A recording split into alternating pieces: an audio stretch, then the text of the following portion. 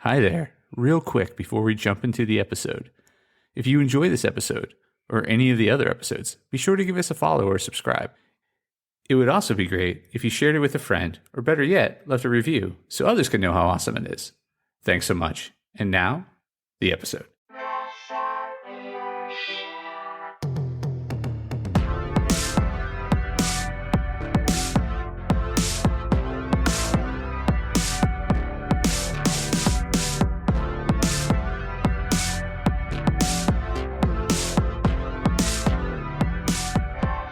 Hey there, Press Starters, and welcome to the Press Start Leadership Podcast, the podcast about game-changing leadership, teaching you how to get the most out of your product and development team and become the leader you were meant to be. Leadership coaching and training for the international game industry professional. Now, let me introduce you to your host, the man, the myth, the legend, Christopher Mifsud. Hey there, Press Starters, and welcome back to another special edition of Press Start Leadership Podcast, Conversations with Christopher. On this week's awesome edition of Press Start Leadership Podcast, we have the most amazing guest I've yet to bring on, a longtime friend, Katie Downey, also known as Goblin Katie. Now, let's meet the Goblin Katie. Hello, hello. Hey, welcome. Thank you. How are you doing? I'm doing great. I've had a great morning and pretty good week leading up to it, so it's a good day. Excellent. Good days are better than bad days, that's for sure, especially after the year we've had. So yeah. So Katie, I've known you for a really long time. And you know, I don't need any introductions, but those listeners and viewers, there'll probably be a few folks who do know you in some ways, but how about you give us a little bit of your origin story? Where does Katie Downey come from and what is she doing? Well, I am a streamer and podcaster for tabletop RPGs and a LARPer in the Georgia area. I've been doing geek stuff since high school, so a very long time, bouncing between tabletop and LARPing. I love all things geeky and theatrical, and you can catch me on a variety of shows, but mainly I'm just doing the geek stuff. Sure. Well, let's talk a little bit more about the shows, because that's more of a recent thing, and then maybe we'll go backwards a little bit from there. But yeah, what's going on with the shows? What are you doing? Like, what is this? Because some people might not be aware that like shows. What geeky shows exist? This is something yes. you might want to know more about. Tell us. I play Dungeons and Dragons every Sunday at 7 p.m. Eastern Standard Time on twitch.tv/rockpunchatl, and that is the D4 stream. It's a 5th edition Dungeons and Dragons campaign. We just finished playing Waterdeep, and we are now in full homebrew mode. So we've head outside the city, and we're adventuring into the Star Mounts, and it is an absolute blast of a game. And that's a lot of fun. I also appear on the Stellar Arcanum podcast, and that releases every other Monday on all the major podcasting networks. That one is a 5th edition, also Dungeons and Dragons. Classic D&D characters find a spaceship and wind up in deep space, and it is an absolute blast of a game. It's very different from a lot of the other shows that you'll find out there. It's a very non-traditional D&D game. Gotcha. And I do charity one-shots here and there. Oh, sorry. Yeah. So no, go ahead. No, keep going, and we'll get back to it. Okay. I do a bunch of charity one-shots here and there, especially for organizations like Jasper's Game Day, which is a organization that benefits suicide awareness and prevention. I've begun interacting with a couple other charities. I've done Extra Life for years. I love the fact that I can play a game and raise money and benefit causes that genuinely matter in the world.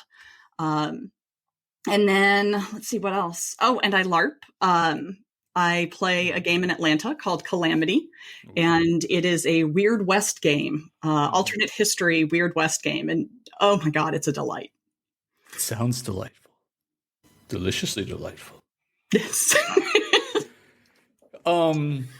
So let's step back for a moment. Let's go back to so how long ago did you get started doing the online D&D? I mean, you've played D&D for years, right? Oh, yeah. But online D&D is fairly new. I mean, a lot of folks have been kind of doing it for a while. But you yourself, how long have you been doing it? How did you stumble upon it?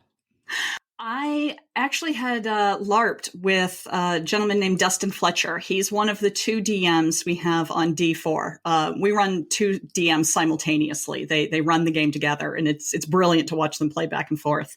But Dustin got a hold of me and in 2018 and asked if I would be interested in streaming a Dungeons and Dragons game. And honestly, I just wanted to play a Dungeons and Dragons game. So I was like, yeah, sure, that sounds like fun. What's streaming? And like 2 days later, I got a call from Adam Jones, who's the DM for Stellar Arcanum, and he asked if I'd be interested in being on a podcast and for a D&D game. And I said, absolutely, I would love to. So I completely lucked out and knew both of them from LARPing, have played with them for years. And since then, just getting to know people in the D&D community. I've fallen in with different groups. I've done short campaigns with some other groups, and it's been an absolute delight. It sounds kind of like a geek dream, if you will. It really is. Especially the occasions where you get paid and you become a professional streamer.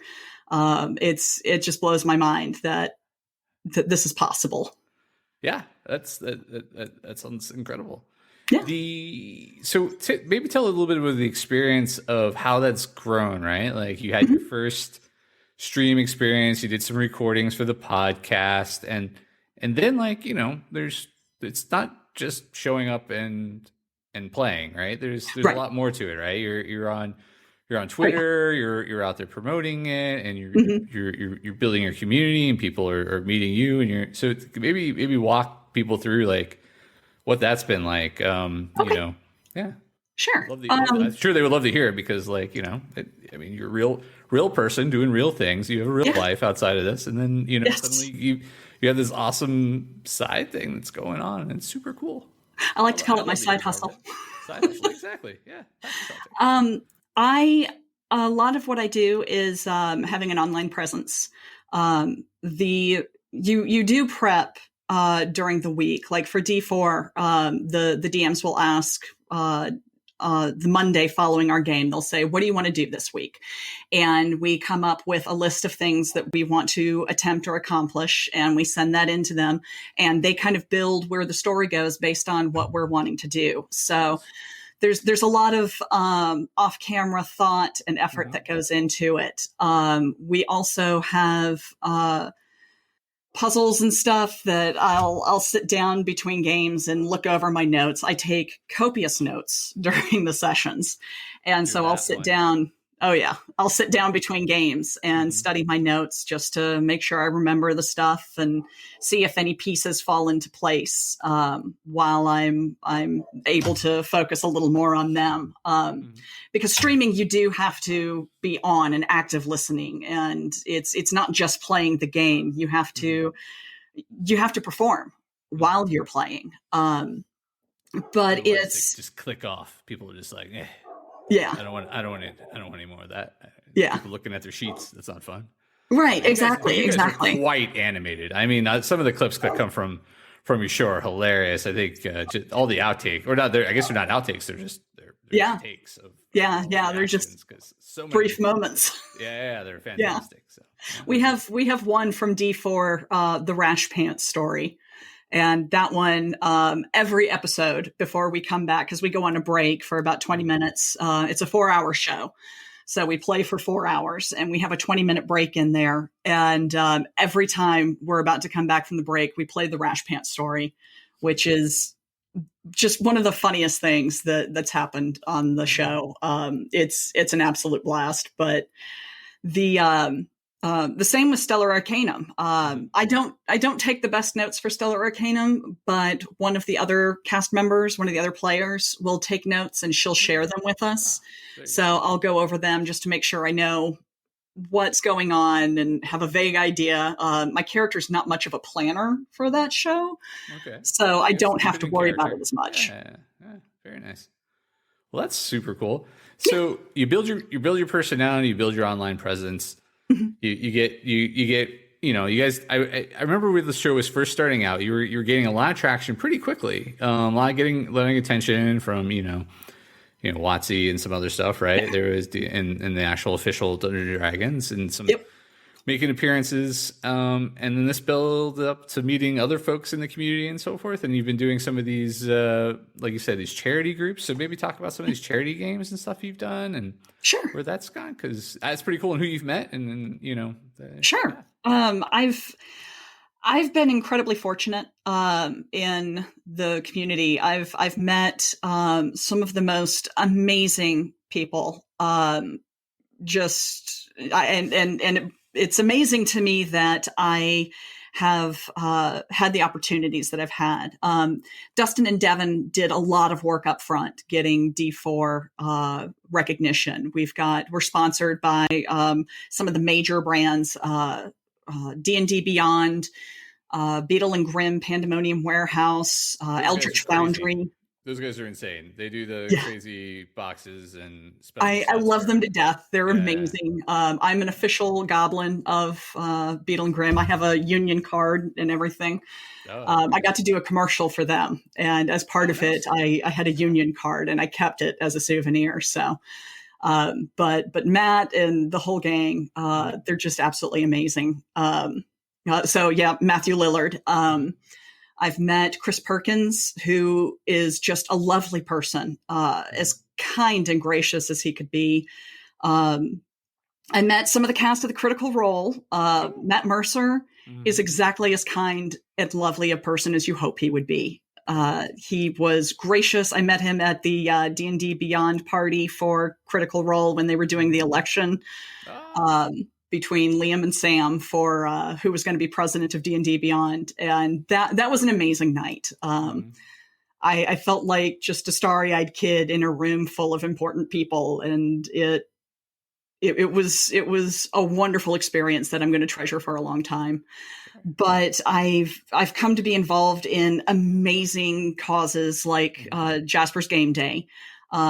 I met Fenway Jones through that. She's the founder of Jasper's Game Day. The story behind it is Fenway was best friends with a young man named Jasper, and he lost his life to suicide. And so every year on his birthday, she would get together with his family and they would play a game of D&D in his honor.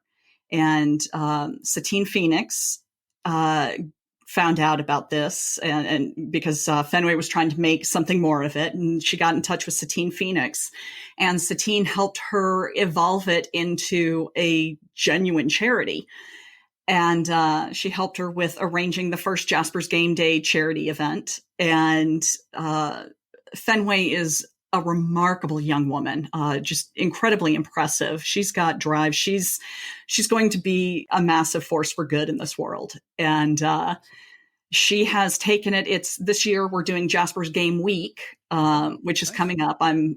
It will have already happened by the time this comes out, but I'm very excited. I get to play in one of the premiere games. We're actually going to have Lee Goldberg doing pancake art as we play. He takes different colors of batter and draws these amazing works of art, and using pancake batter. It's mind blowing. Can he eat it still though? Yeah. Oh, all right. Yeah. The other day he posted a picture of his kid eating. Yeah. Okay. Yeah. All right. So there's Jasper's Game Day. I run a event in October called Critical Tits, and it is a breast cancer research fundraising event. Thank you for explaining that a little bit more. Yes. It evolved from a conversation at a bar, and I realized we were joking around about it, and I realized that the funny name could actually become something really good. And So it amuses me to watch people struggle with saying the name, but That's I genuinely enjoy this. We did it for the first time this past year, and we had just wonderful participation. I think we had 9 different streams that participated. Wow. And these were folks from the community. I just asked for volunteers, and people signed up, and they were brilliant. We had a lot of fun. We raised a lot of money. And it was a banner occasion. Awesome. Yeah, and then it's probably going to be just as successful, if not more so, this year. So I hope so. Yeah, we're really excited about this year. I've talked to a couple of my friends in the industry, and we've got some folks who are going to be helping out that are well known in the industry. So until everything's official and all the I's are dotted and T's crossed, I can't really name drop. But no. Yeah, I don't do that. But it sounds tantalizing enough. So, yes, tantalizing. Yeah. Well, I mean, I think if enough people, just from the stories already told, and if you check out Goblin Katie's Twitter, you'll see many of the folks that she knows within the industry that interact with her on a number of occasions. So, and they are lovely people.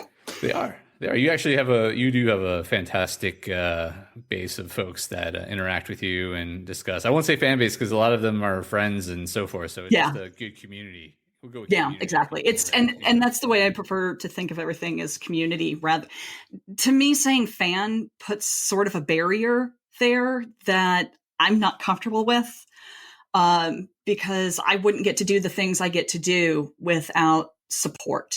And the people who surround me and support me are amazing folks that I am very grateful to know. And so I prefer to say viewers, listeners, or community. Yeah. You have a great community. I do. I interact with them on occasion as well. They're quite friendly. Yeah.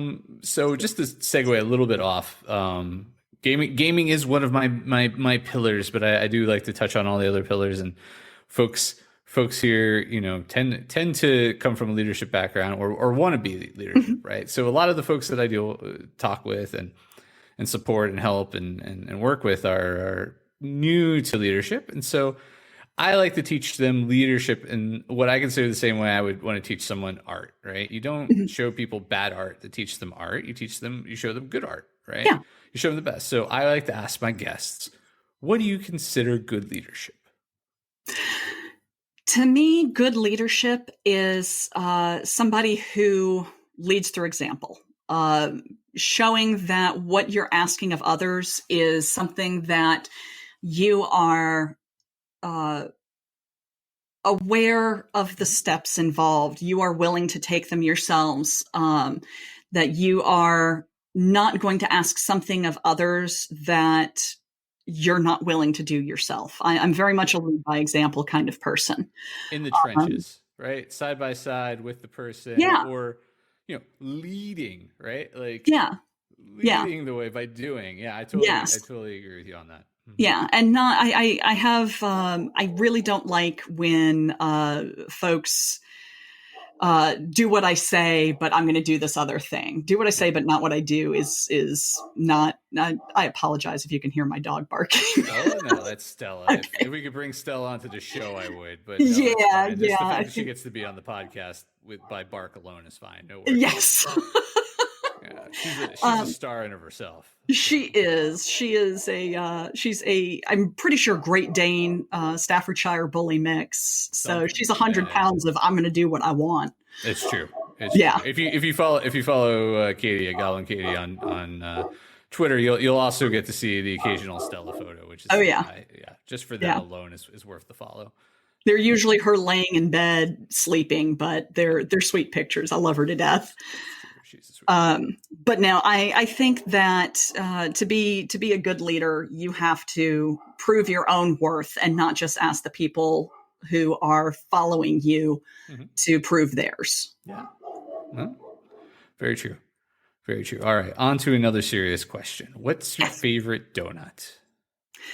Chocolate covered with sprinkles or lemon filled. I'm kind of tied between the two of them. It depends on my mood, really. If I'm feeling like I need a good sugar rush, I want that chocolate covered with sprinkles. If I want something a little less sugary, I mean, it's covered in powdered sugar, but in my head, it's less sugary. I'm going to go with the lemon filled. Brand?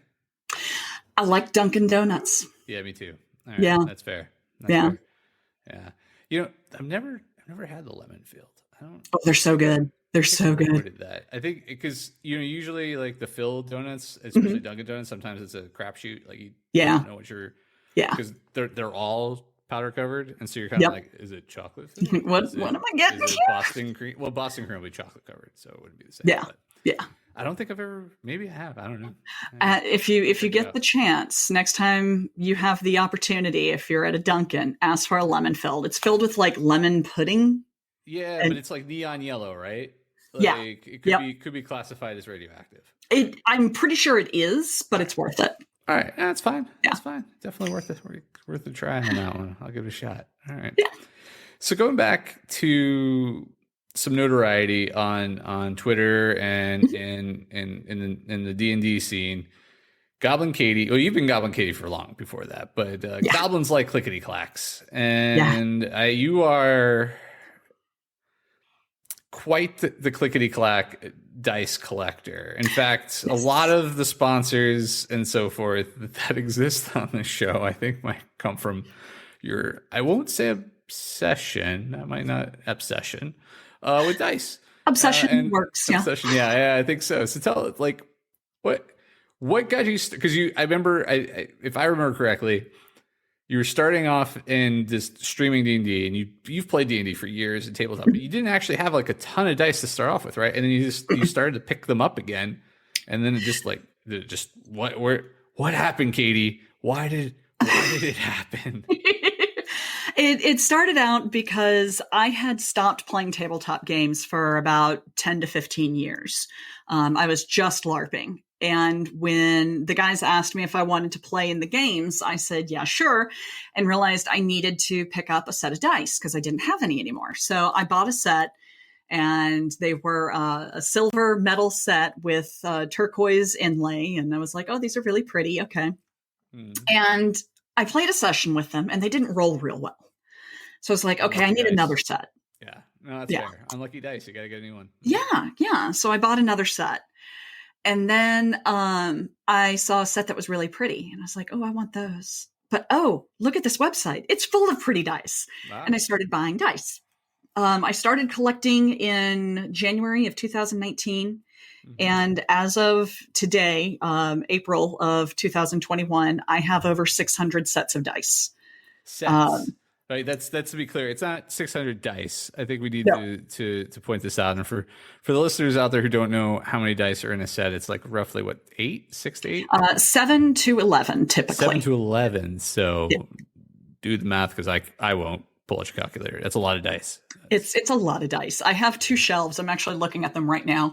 I have 2 shelves that are full of dice. I've got all of my metal, wood, and precious stone sets are in dice vaults, and because I want to make sure they're safe. Because they make those now. Yeah. My acrylic and resin sets are in 32 slot craft organizers. I highly recommend them for storing your dice if you're looking for an option. They work beautifully.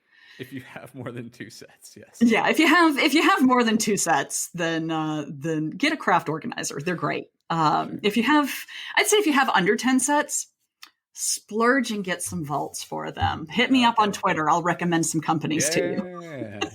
Long gone are the Crown Royal bags for holding dice. Yes, I'm trying to find one. I need to get a Crown Royal bag. They did a special bag for Coming to America that is. Oh, it's beautiful. It's so cool. And I'm trying to get my hands on one. So that's the next purchase I'm looking to make. Splurge. All right. My little splurge. Yeah. But like, I mean, that's super cool. Like when I first started tabletop role playing when I was a kid and many, many moons ago, we had dice. We had cool looking dice. We had resin dice. Yeah. There was metal dice, but I mean, I think what's really interesting is, now it's like couture Yes. geekiness, right? Like, I here have would be, switched. I yeah, primarily buy handmade dice now. A lot of custom dice where I send a bespoke. design idea Cool. to the Yeah. maker and they create the dice based on what I want. And I've bought most of the standard sets that I like at this point. So Sure. I was spending a lot on dice. So I've No. switched over primarily to handmade dice. There are a couple companies that I absolutely love, and I buy metal dice and standard dice through them. Cool. But for the most part, I focus on they're like works of art. They really are. The handmade dice and the custom dice are next level. I have one set that has cherry blossoms hand painted on them, and they're just absolutely beautiful. I thought you were going So to tell me that they actually had like cherry blossoms like captured in the resin, like yeah, as yeah, they I've were got so forming much them, cherry blossoms in them. they knocked the tree and the blossoms fell down Yeah. and it captured them in the moment just perfectly. And you're just like, Oh, they're beautiful. They're absolutely sure, beautiful. sure. So Yeah. it's a good, passion. yeah, that is a passion, but it's a good time to be a geek. I mean, Oh yeah. again, you got so many options. There's people out there that can have a company and a career making custom dice just for Katie and other people probably, but like probably could just for Katie and stuff out there. And that's amazing. And then you talked about the I want to say their name correctly because Bartle and Grimm, correct? Beetle and Grimm. Beetle Grimm, see? Yes. Yeah, Beetle Grimm. And they make these phenomenal sets that are not like you're not gonna like you're gonna save up for these. They're not cheap. They're not cheap. This is for the high level. I mean, they've got one coming out for Ravenloft if it isn't out already. They've done a reissue on it. They did a first round and it was so popular they're doing a second round. That's the Curse of Strahd Legendary box. Yeah, and that bad boy is what, 500? I think it's like $4.99. Oh, I'm sorry. Yeah. Not I'm trying to be exact. I think that one is $4.99. I know their platinum boxes are typically going to run about $500. Yeah, and it's not, and we're not saying $4.99. Yeah, no, $99 when we say that. So yeah, that's awesome. You got like, but I mean that's where we're at now, right? Like, yeah. These are the people who have disposable incomes. Oh, I'm sorry. It's $3.99. It's $399. Oh, that's okay. My bad. I just checked it real quick. Yeah, no, that's fair. That's fair. Might as well be as accurate as possible. Yeah. So they can get those extra sales in just in case. Yeah. But yeah, I mean they're incredible. I mean they're incredible pieces. I mean if you really want to run like a top of the line, top notch, and you don't want to make it yourself. They forbid. They put together they've got battle maps in there. They've got canvas maps in them. Yeah. They've got all sorts of stuff. Like coins sometimes, right? Like, they've got physical props, coins, journals, necklaces. Yeah. The Curse of Strahd box has finger puppets in it. Oh, okay. Yeah. I mean, it's worth it for the finger puppets. I think it'd be worth it for the finger puppets. And, that says a lot, actually. Yeah, you might need to force one of your campaigns over to Ravenloft. But they do also sell a lot of the props and shirts and stuff on their website a la carte. So you can't get everything, but can you get the finger puppets? No, I wish. Yeah. I think that's the selling point of the Curse of Strahd box. They're smart. No, they're smart. They're genius. Smart. Genius. Hold back the good stuff. Yeah. Right.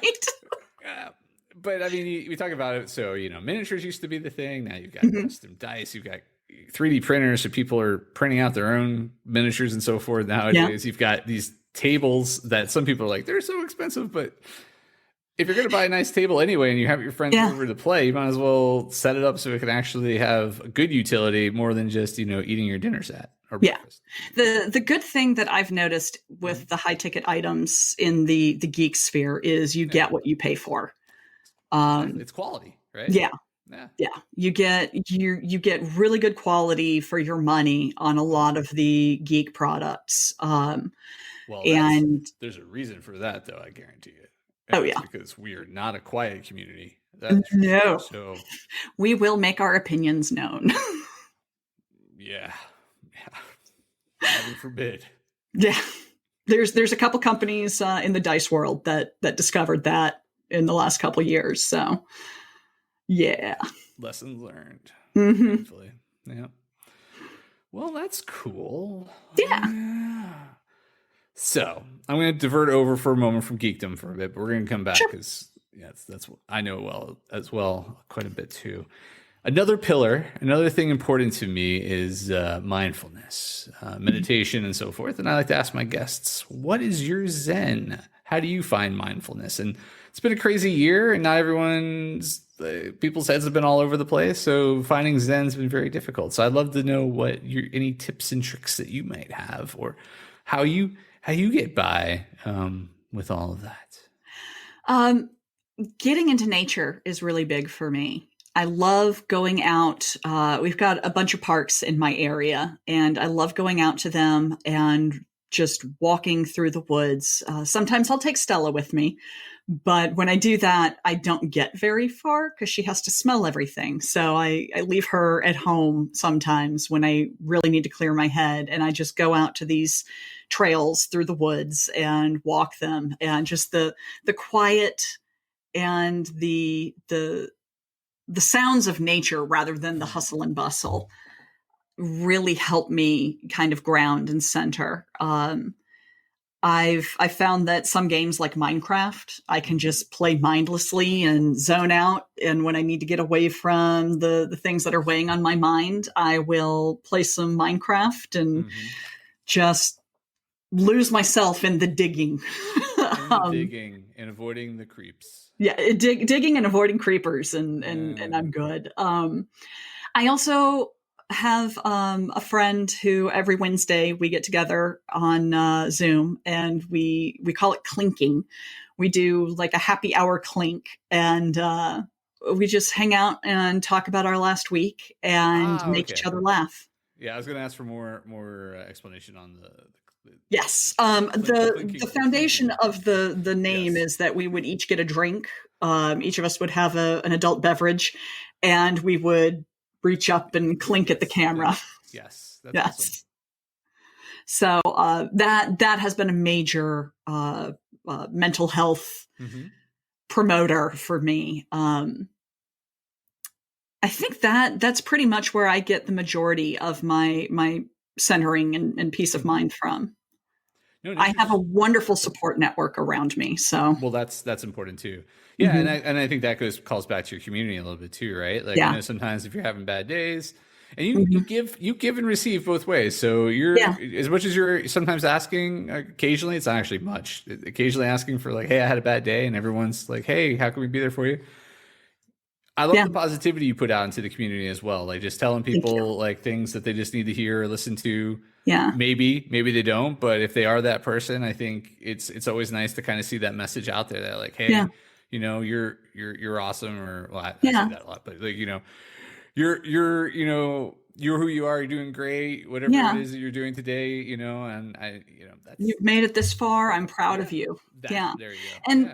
And a lot of times it's stuff that I think to say because it's things I need to hear too.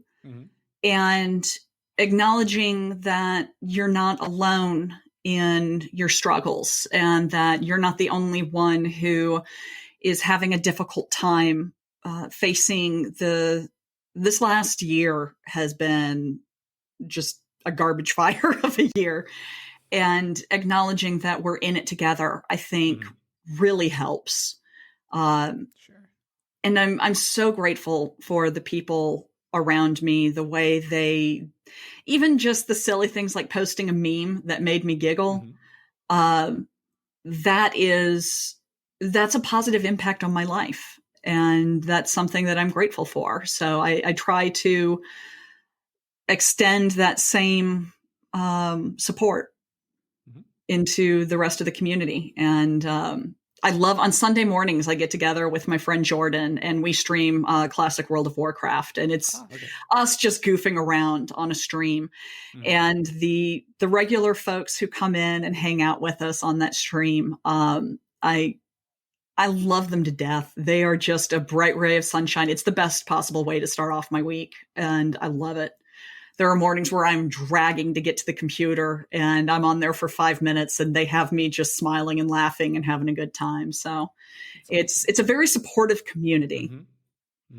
And that's on a separate Twitch stream, right? That's your own personal Twitch. That's my personal channel. Yeah, that's twitch.tv/Goblin Katie.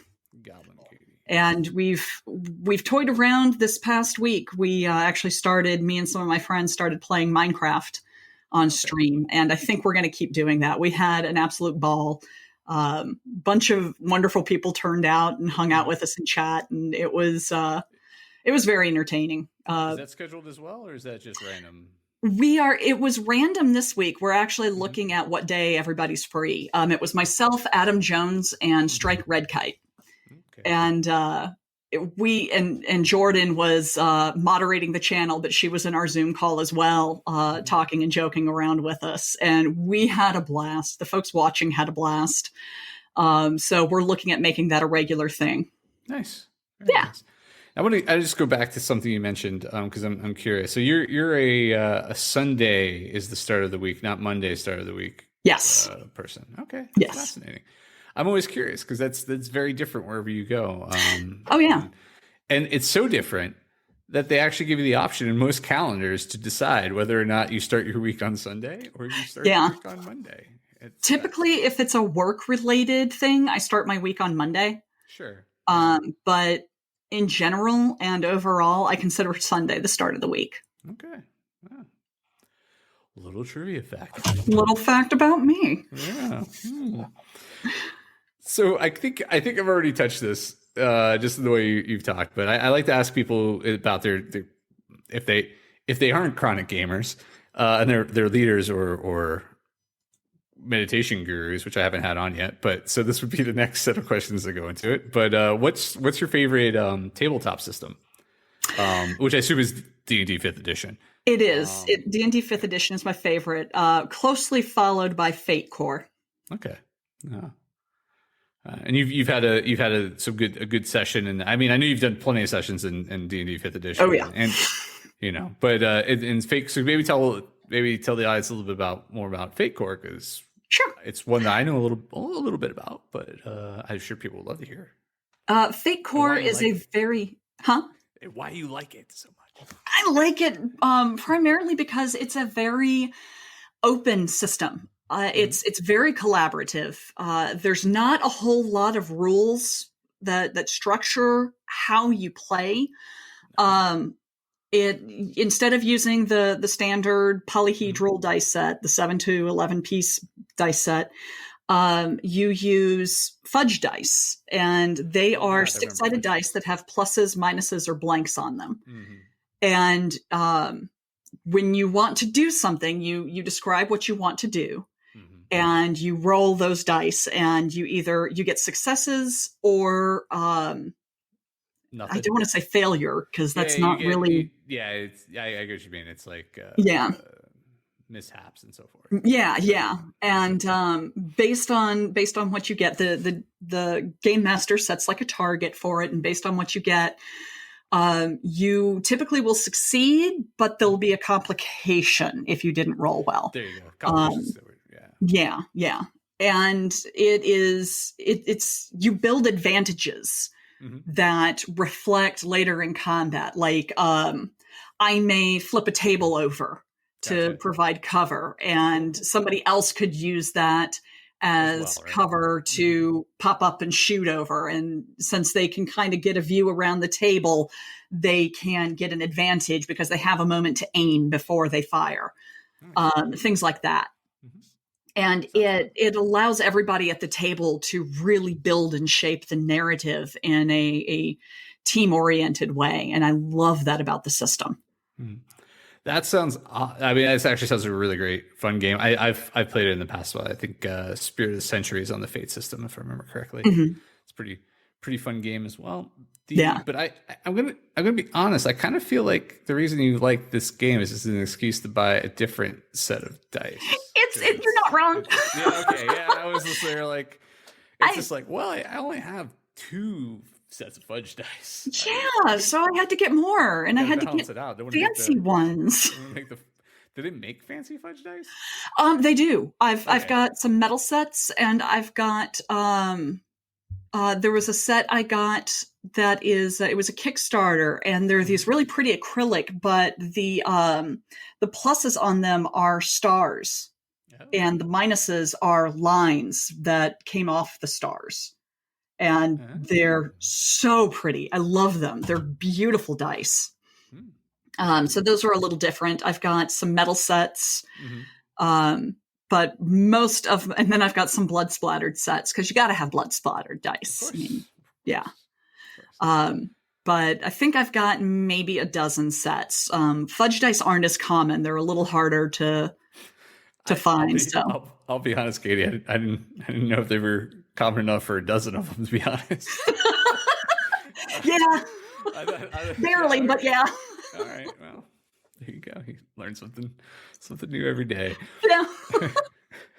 So, on the video game side, again, I think you've touched on it a bit, but you've been a long time World of Warcraft player. I think you're playing it back before they came, like back when vanilla was vanilla, right? Yes. And before it came back around. Yeah. What's old is new again for some reason. Yes. So would you say World of Warcraft is your favorite game? Maybe with Minecraft, I guess, being a close second, or is there any other video games out there that really get you going? I also like Terraria. That's a really fun game. I like sandbox type games a lot. I like building stuff. I recently started playing Valheim, and I'm not one, right? Yes. Okay. And I'm not good at it, but I'm enjoying building. So I've got that going for me. See, that's good. You enjoy the building part of it. I played I played a game that was similar to those because I love dinosaurs. Ark. And I couldn't I'm not good at those games. I looked at it. I didn't pick it up, but I looked at it. Yeah, anytime other people can just walk up to you and punch you in the face and take your stuff and your dinosaurs. I don't like that. Yeah. I don't like it either. So I'm not. I played WoW initially on a PvP server. And the thing I liked about PvP and WoW is they didn't take your stuff. Yeah. I don't like games where they take your stuff. That's not my bag. I do enjoy PvP. I think it offers a different sort of challenge because you're not just playing against an AI pattern-based element. So I like the challenge of it. But for the most part, I tend to prefer just crafting and building and that kind of stuff. I like creation in games. Fun. Yeah.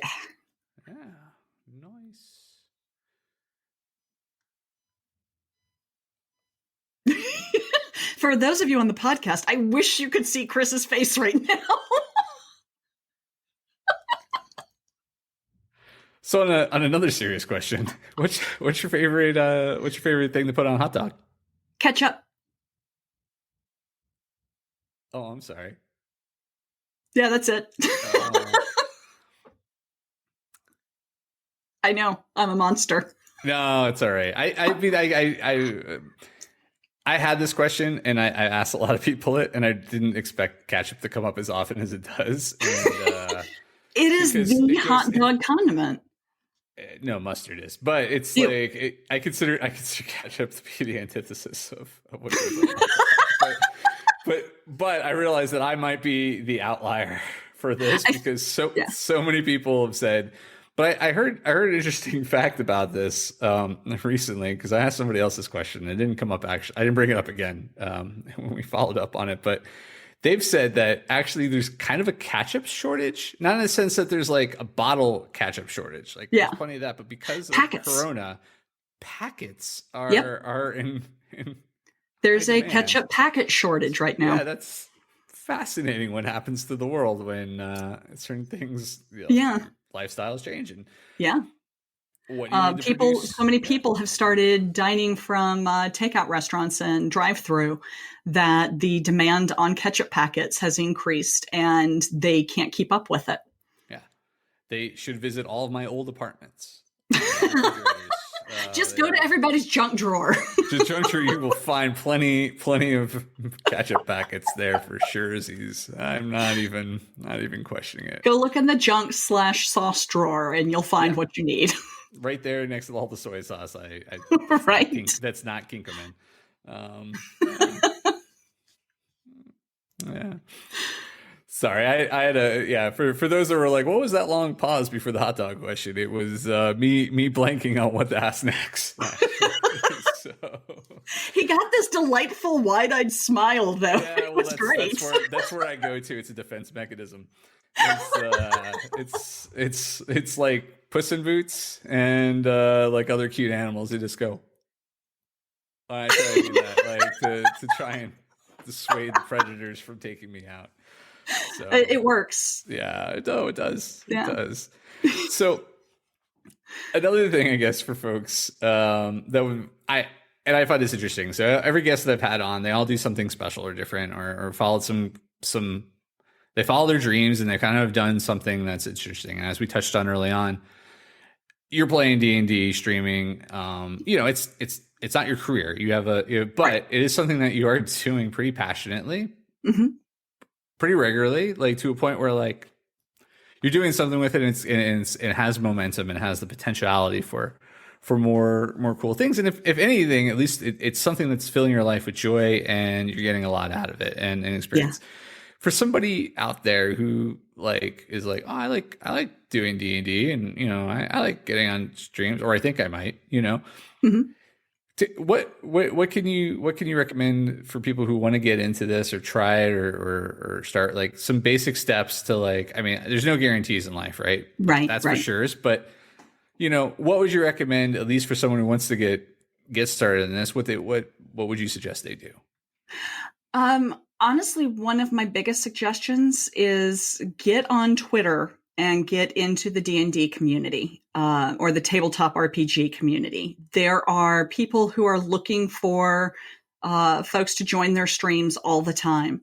You can usually find, they'll call them casting calls or player searches, and you can find them on there. The other option is put a table together yourself.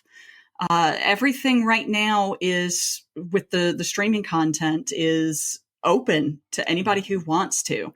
And you can reach out and contact companies and discuss, once you've gotten established, you can discuss with them the possibility of sponsorships.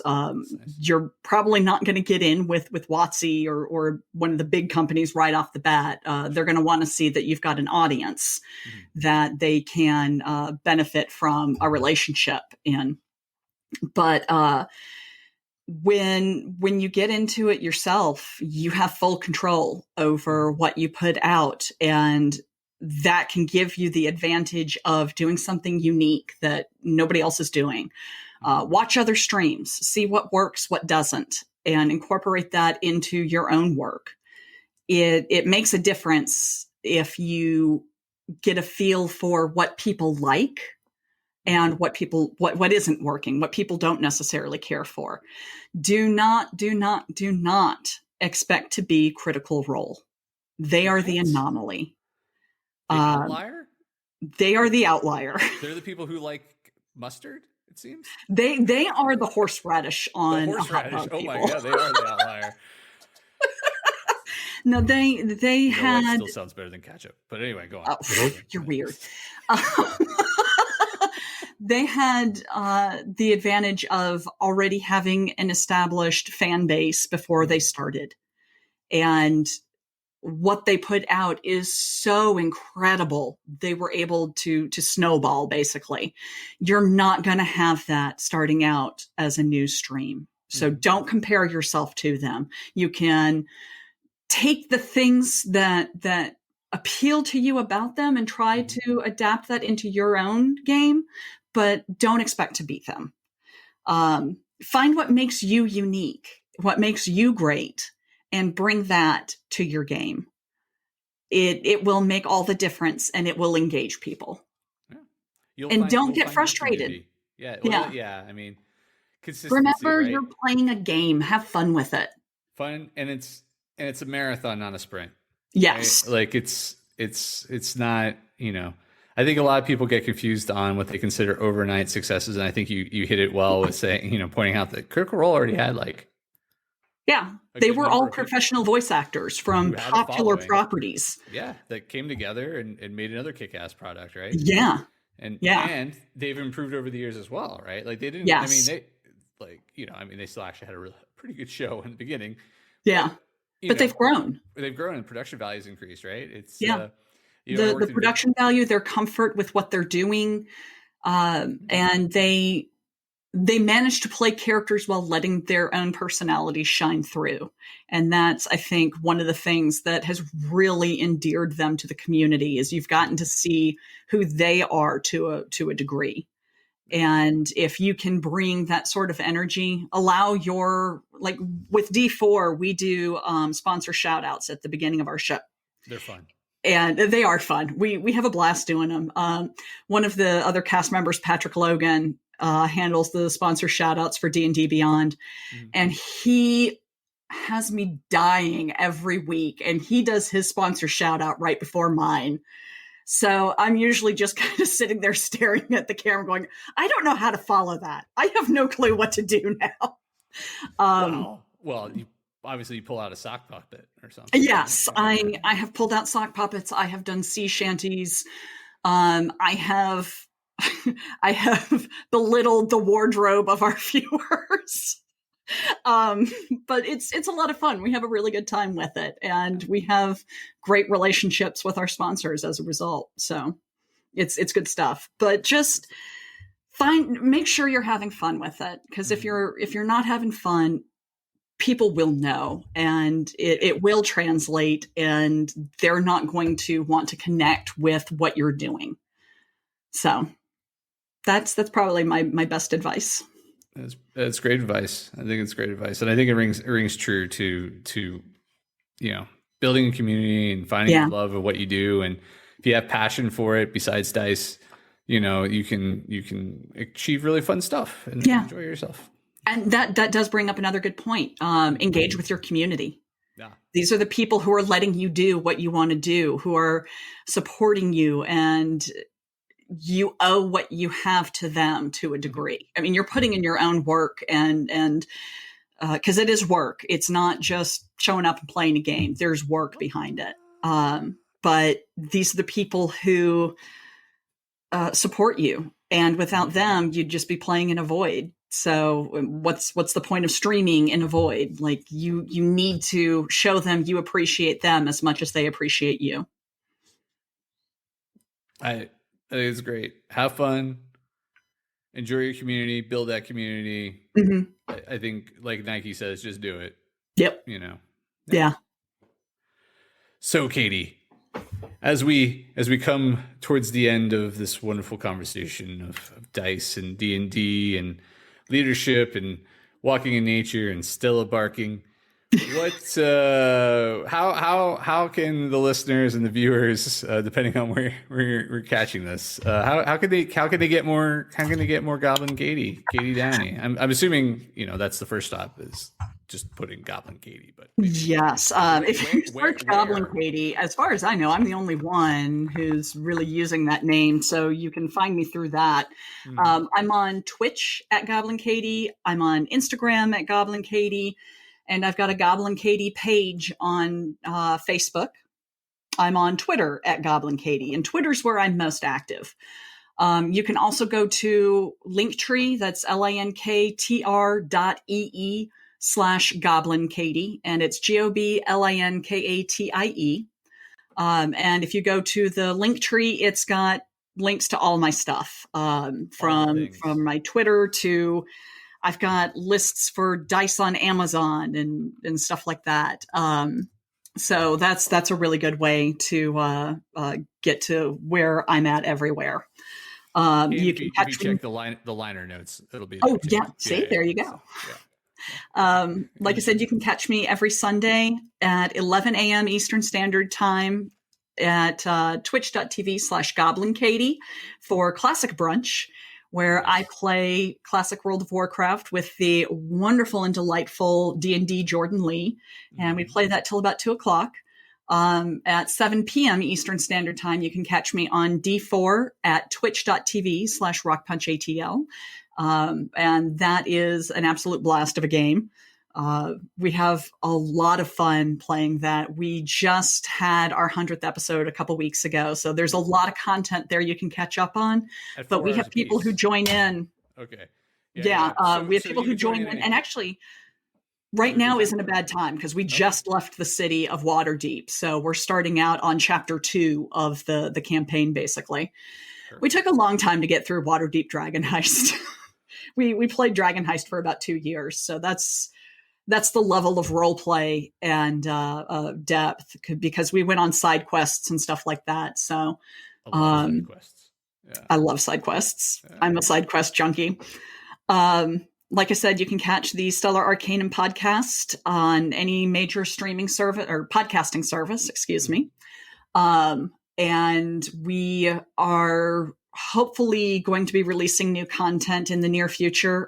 Because of the world catching on fire, we had to go on hiatus from recording, but we've started getting back into the studio now that people are getting vaccinated and all that. And then just keep an eye on my Twitch and Twitter, because I'll do charity games, which I'll announce through Twitter, and you can catch them there. Excellent. Anything else? Anything else you'd like to promote or talk about? Shout out? Let's see. Can I shout out a couple friends? Of course, please do. Awesome. Yeah. Tell us about awesome people. Yes. I know some wonderful people, and I'm a firm believer that a rising tide lifts all ships. So I'm gonna shout them out real quick. D&D Jordan Lee. You can find her on Twitter at D&D Jordan Lee. She streams Dead by Daylight, does a lot of tabletop streaming, and is one of the kindest, warmest, most wonderful people you will find. She calls her community the Haven, and it is well named. You can find the Crafting Muse, on Twitch and Twitter rather. She is a representative for WizKids and does a lot of miniature painting and product reveals for them. Then there's DM Jazzy Hands, who is also a Twitch streamer. He plays Dragon Age and a few other games, and he is also just a wonderful, phenomenal role player. He plays on a few different games that you can catch. Motherlands RPG and Rivals of Waterdeep, who just went on hiatus. Both shows are absolutely amazing. If you get the chance, Motherlands is about to start their second season, and that is an all POC stream. So everybody involved in it is a person of color, and they are phenomenal. Definitely go check them out.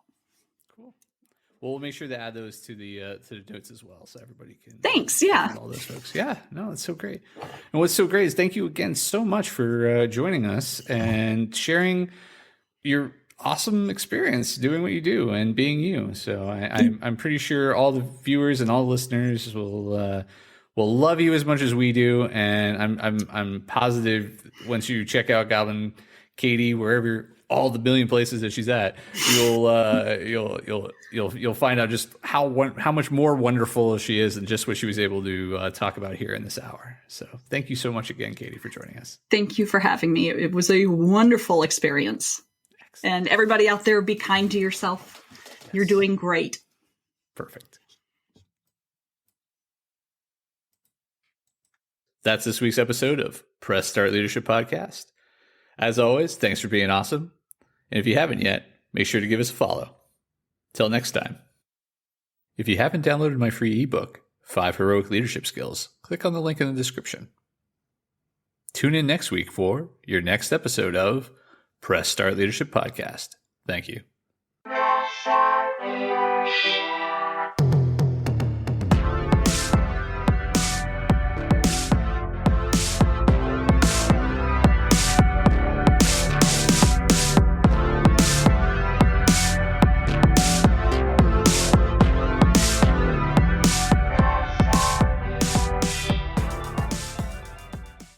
Oh, hi there.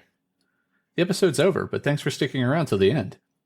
If you're on the quest to elevate your team's leadership, production, or game design capabilities, I'm here to assist.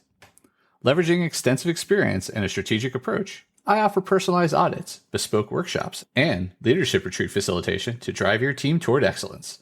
My commitment is to provide efficient, reliable, and proven support, ensuring you have the tools and insights needed to thrive. Ready to unlock your team's full potential and achieve unparalleled success? Don't hesitate to press start on your journey to transformation today. Feel free to reach out directly to discuss how we can tailor a solution to meet your unique needs and goals. Let's connect and take your team's performance to the next level.